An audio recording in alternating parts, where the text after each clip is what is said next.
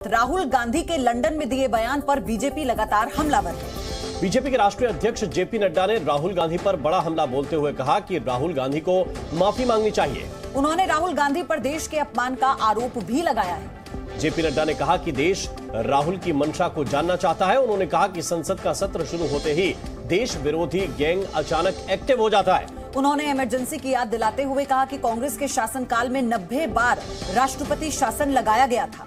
नड्डा ने कांग्रेस पर निशाना साधते हुए यह भी कहा कि कांग्रेस नेताओं की भाषा पाकिस्तान जैसी क्यों है।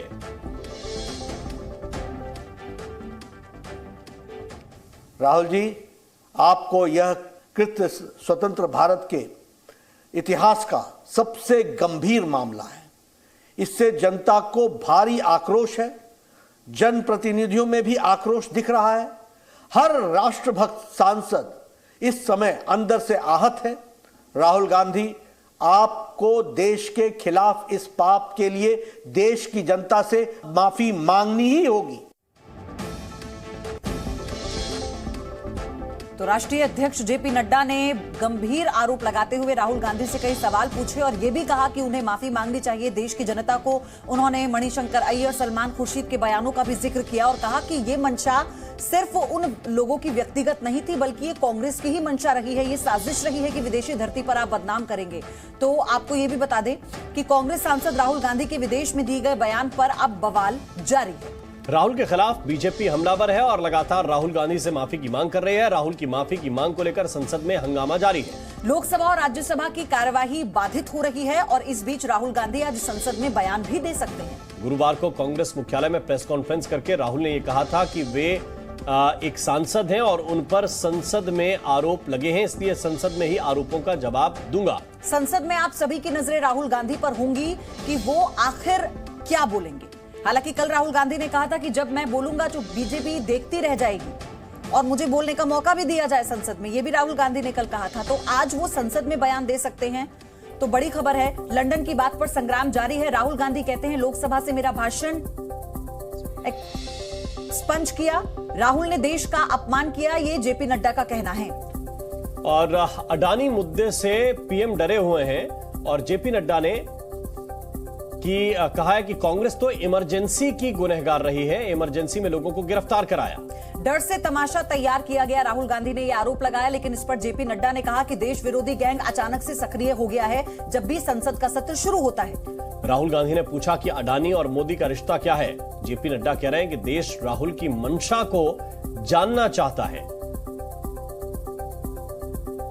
अडानी मामले से ध्यान हटाने की कोशिश है, यानी राहुल गांधी से माफी की मांग जो की जा रही है। उनके बयान को लेकर जितने भी सवाल उठाए जा रहे हैं राहुल गांधी से एक साजिश बता रहे हैं। लेकिन देश का अपमान सोची समझी साजिश है, ये जेपी नड्डा ने कहा। उन्होंने और क्या अपने पूरे संबोधन में बड़ी बातें कही, वो सुनाते हैं आपको। अब स्पष्ट हो गया है कि मणिशंकर अय्यर का प्रधानमंत्री नरेंद्र मोदी जी को हटाने के लिए पाकिस्तान से मदद की गुहार लगाना और सलमान खुर्शीद का मोदी जी को हटाने के लिए विदेशी मदद की मांग करना उनकी व्यक्तिगत सोच नहीं थी, बल्कि यह कांग्रेस की सोची समझी और उनके शीर्ष नेताओं की यह सोच रही है। यह बात उजागर होती है।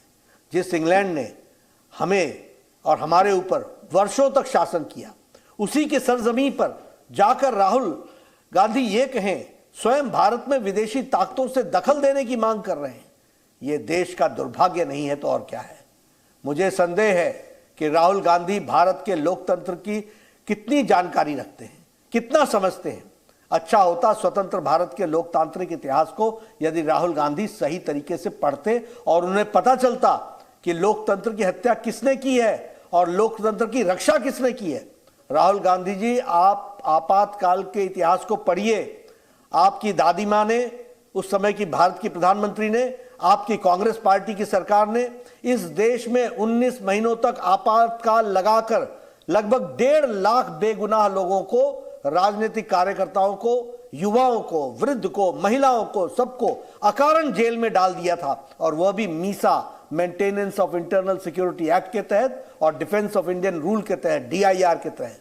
तब बोलने पर प्रतिबंध था, लिखने पर प्रतिबंध था, मीडिया पर प्रतिबंध था, फिल्मों पर प्रतिबंध था, गायकों पर प्रतिबंध था। न जाने किन गुनाहों के लिए किस किस पर प्रतिबंध लगाए गए थे। राहुल गांधी जी, आपकी पार्टी ने तो देश को सभी संवैधानिक व्यवस्थाओं को ध्वस्त किया है, न्यायपालिका को भी कमजोर करने में कोई कसर नहीं छोड़ी थी। आपकी सरकारों ने लगभग 90 बार राष्ट्रपति शासन लगाकर चुनी हुई लोकतांत्रिक सरकारों को बेवजह बर्खास्त किया है। यह होती है लोकतंत्र की हत्या। तो बीजेपी किस तरह से राहुल गांधी के लंदन वाले बयान पर हमलावर है, आपने जेपी नड्डा को इस वक्त सुना। रवि त्रिपाठी इस वक्त हमारे साथ ज्यादा जानकारी के साथ जुड़े हुए, सीधे उनकी तरफ चल रहे हैं। रवि, संसद में इस बात को लेकर काफी माहौल गर्म हुआ कि राहुल गांधी ने विदेश में क्या कहा।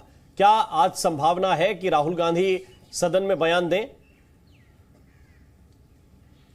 देखिए, कल जिस तरह से बात हुई है, जिस तरह से स्पीकर से राहुल गांधी ने और अधीर रंजन चौधरी ने मुलाकात की है, इसके अंदाज पर इससे यह अंदाजा लगाया जा सकता है कि आज राहुल गांधी को बोलने का मौका मिल सकता है। क्योंकि कल तत्काल गए थे, जब वो स्पीकर के कमरे में गए तो मुझे याद है कि 2 बजने से जब हाउस शुरू होना था तो 1:55 के आसपास, 50-55 मिनट के आसपास वो स्पीकर के कमरे में गए थे। और जैसे निकलते हैं उसके बाद हाउस शुरू होता है, लेकिन स्पीकर खुद नहीं बैठते हैं, चेयर पर कोई और बैठता है जो चेयर के अधिकारी होते हैं, और उसके बाद कुछ सेकेंडों में हाउस एडजर्न हो जाता है। लेकिन राहुल गांधी भी कल भरोसा दिया, प्रेस कॉन्फ्रेंस में उनकी बात को गौर से सुने तो उन्होंने कहा है कि मैंने जो बात की मुझे उनकी बात से तसल्ली हुई है और वो मुझे मौका देंगे, उन्होंने कहा है।